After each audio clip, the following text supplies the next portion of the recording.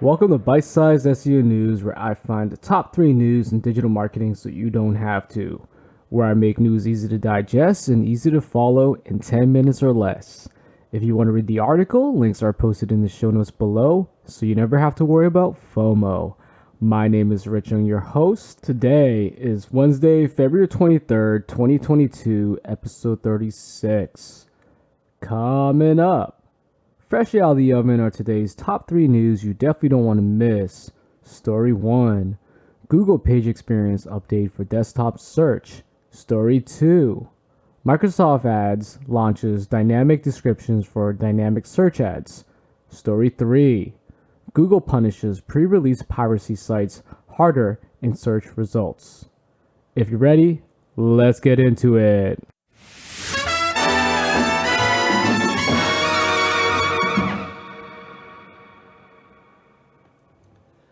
All right.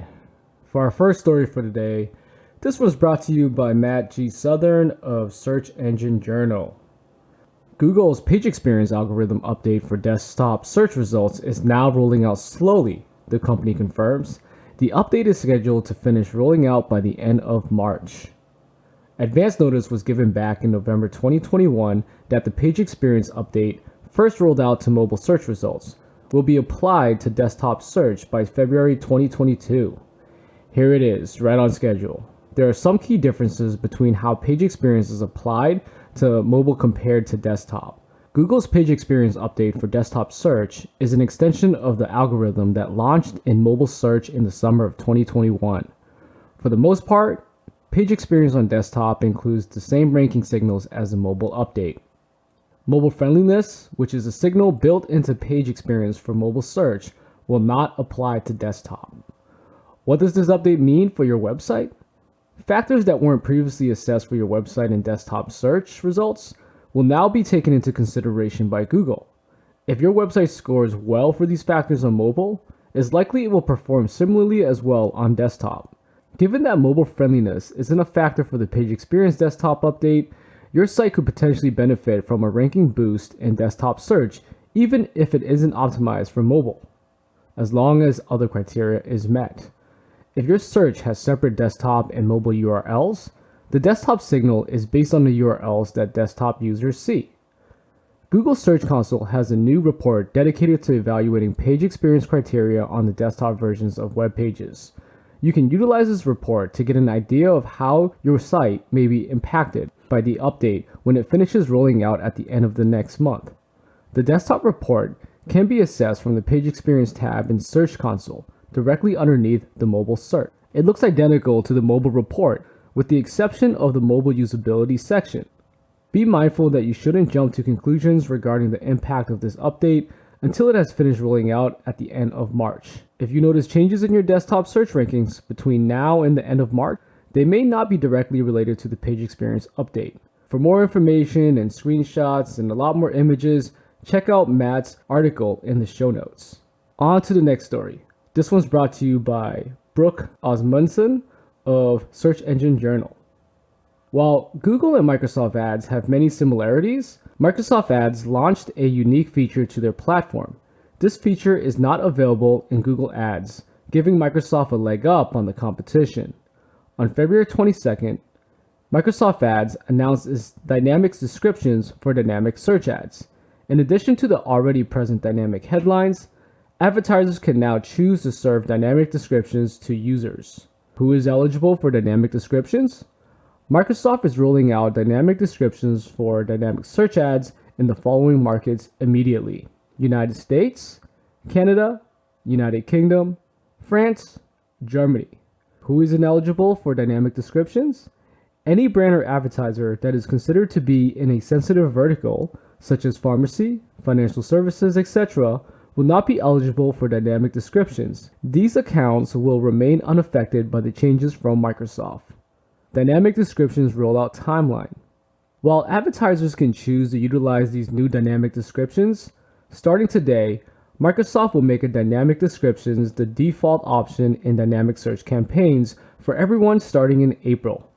For advertisers that are wanting to maintain more control of ad copy, there will be an option to opt out of this feature. Microsoft will be emailing advertisers with more information on how to opt out with specific instructions. How do dynamic descriptions work? Similar to dynamic headlines and dynamic search ads, Microsoft Ads will generate descriptions automatically that is geared towards highest relevancy to each user. There will be a new descriptions column as part of the dynamic search ads search terms report. Why should advertisers pay attention? This change to dynamic search campaigns is another nod towards automation. As the complexity of campaigns increases, the goal is to take some of the day-to-day management away from advertisers. With every change to automation in ads, there is some degree of performance volatility as the algorithms learn user behavior. Advertisers who will be affected by this change will want to keep a close eye on changes in the performance, such as CTR, search terms, and conversion volume. If you'd like to get some more information, make sure to check out Brooke's article in the show notes. On to our final story of the day. This one's brought to you by Ernesto van der Sar of Torrent Freak. Google's voluntary anti-piracy measures have gradually expanded over the years, resulting in some unique responses. When Google removes an allegedly copyright infringing URL from its search engine, it will disable ads on this URL as well. In addition, the search engine has added a "Still in Theaters" pre-release tag for DMCA notices, so reported sites can be punished more severely. Roughly 25 years ago, Google started its business as a simple and straightforward search engine. The startup swiftly captured a dominant market share and branched out into other businesses, including online advertising and video streaming. Google is a leading player in all of these markets today. This brings in a yearly revenues of hundreds of billions of dollars, an amount that continues to go up at a rapid pace. At the same time, however, complaints from the copyright holders have grown as well. To deal with these complaints, Google's parent company Alphabet has implemented a wide variety of complementary anti-piracy measures. An overview of these technologies was shared with the US Copyright Office recently, which reveals some things we weren't aware of. The submission PDF is part of the Copyright Office's inquiry into technological copyright protection measures, which could be used as input for a new and improved version of the DMCA law. According to Google, there is no need for new legislation. The company points out that it's already taking extensive voluntary measures to curb piracy and promote a healthy internet. Punishing pre-release piracy searches. This arsenal of anti-piracy measures includes the demotion of pirate sites in search results.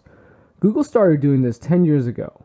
It basically means that if Google receives a high number of takedown requests for a particular domain name, other results from the same site are downranked as well. This system has been optimized over the years. For example, Google can now detect if a site switches to a new domain name so that the demotion signals are carried over. One DMCA takedown feature that's new to us is that rights holders can now indicate if the reported content is unreleased or still in theater. When that's the case, Google can take even stricter measures. We assume that this pre-release flag will result in a stricter downranking punishment, but Google doesn't provide any further details on that. DMCA demonetization. Another search-related measure that's new to us involves Google's advertising business. When the company receives a takedown notice for an infringing URL in its search engine, the response doesn't stop. If the reported site has any Google ads, these will automatically be disabled in conjunction.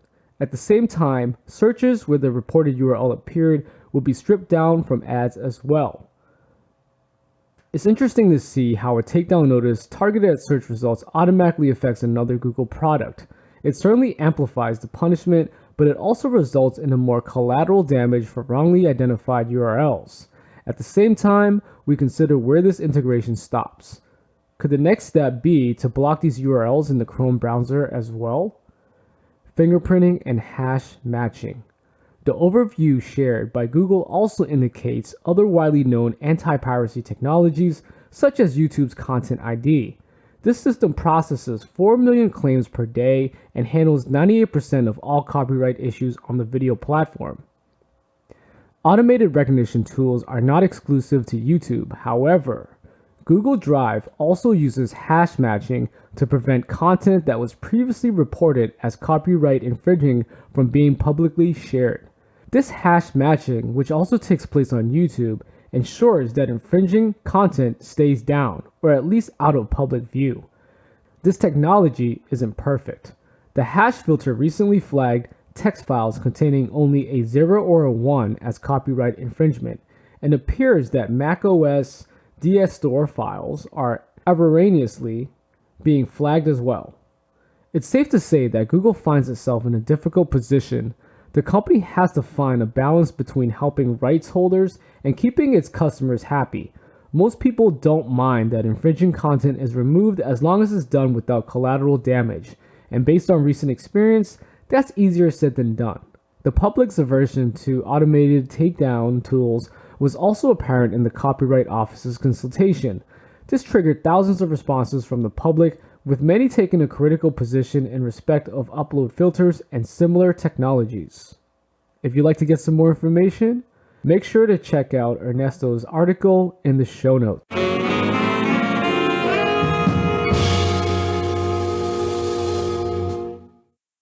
That's it for today's show. We've made it to the end.